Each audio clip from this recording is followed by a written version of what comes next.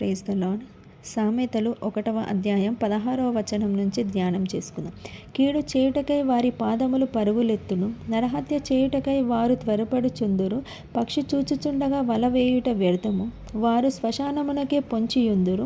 తమ్మును తామే పట్టుకొనుటకై దాగియుందురు. ఆశాపాతకులందరికీ గతి అట్టిదే, దానిని స్వీకరించు వారి ప్రాణము అది తీయును.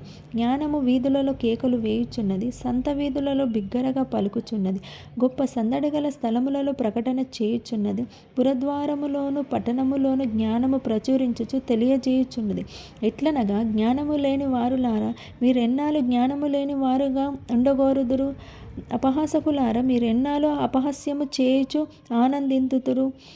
బుద్ధిహీనులారా, మీరెన్నాళ్ళు జ్ఞానము అసహించుకొందురు? నా గద్దింపు విని తిరుగుడి, ఆలకించుడి. నా ఆత్మను మీ మీదకి కుమ్మరించదను, నా ఉపదేశమును మీకు తెలిపెదను.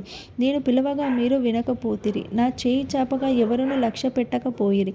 నేను చెప్పిన బోధ ఏమియో మీరు వినక త్రోసివేసితిరి.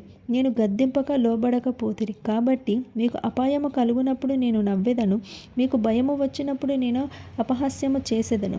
భయము మీ మీదకి తుఫాను వలె వచ్చినప్పుడు, సుడిగాలి వచ్చినట్లు మీకు అపాయము కలుగునప్పుడు, మీకు కష్టమును దుఃఖమును ప్రాప్తించినప్పుడు నేను అపహాస్యము చేసేదను. అప్పుడు వారు నన్ను గూర్చి మొర్ర పెట్టుదురే గాని నేను ప్రత్యుత్తరం ఇయ్యకుందును. నన్ను శ్రద్ధగా వెదుకువారు గాని నేను వారికి కనబడకుందును.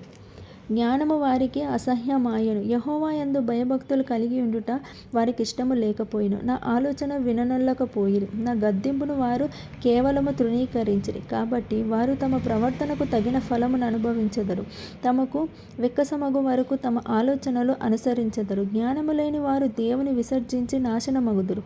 బుద్ధిహీనులు క్షేమమును కలిగినదని మైమరచి నిర్మూలమగుదురు.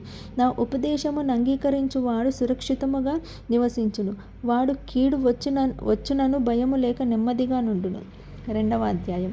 నా కుమారుడా, నీవు నా మాటలను అంగీకరించి నా ఆజ్ఞలను నీ యొద్దకు దాచుకొనిన ఎడల, జ్ఞానమునకు నీ చెవియొగ్గి హృదయపూర్వకముగా వివేచనను అభ్యసించిన ఎడల, తెలివికై మొర్రపెట్టిన ఎడల, వివేచనకై మనవి చేసిన ఎడల, వెండిని వెదికినట్లు దానిని వెదికిన ఎడల, దాచబడిన ధనమును వెదికినట్లు దానిని వెదికిన ఎడల, యెహోవా యందు భయభక్తులు కలిగియుండుట ఎట్టిదో నీవు గ్రహించెదవు.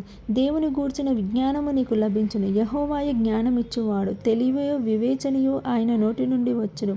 ఆయన యథార్థవంతులను వర్ధిల్ల చేయును. యుక్త మార్గము తప్పక నడుచుకొని వారికి ఆయన కేడముగా నున్నాడు. న్యాయము తప్పిపోకుండా ఆయన కనిపెట్టును. తన భక్తులకు ప్రవర్తనను ఆయన కాచును. అప్పుడు నీతి న్యాయములను యథార్థలను ప్రతి సన్మార్గములను నీవు తెలుసుకొందువు. జ్ఞానము నీ హృదయమును జొచ్చును, తెలివి నీకు మనోహరముగా నుండును. బుద్ధి నిన్ను కాపాడును, వివేచన నీకు కావలి కాయును. అది దుష్టుల మార్గము నుండి మూర్ఖులుగా మాట్లాడు వారి చేతిలో నుండి నిన్ను రక్షించును. అట్టి వారు చీకటి త్రోవలలో నడవవలన యథార్థ మార్గములను విడిచిపెట్టెదరు. కీడు చేయ సంతోషించెదరు, అతి మూర్ఖులుగా ప్రవర్తించిన యందు ఉల్లసించెదరు. వారు నడుచుకొని త్రోవలు వంకరవి, వారు కుటీల వర్తనులు. మరియు అది జార స్త్రీ నుండి మృదువుగా మాటలాడు పరస్త్రీ నుండి నిన్ను రక్షించును.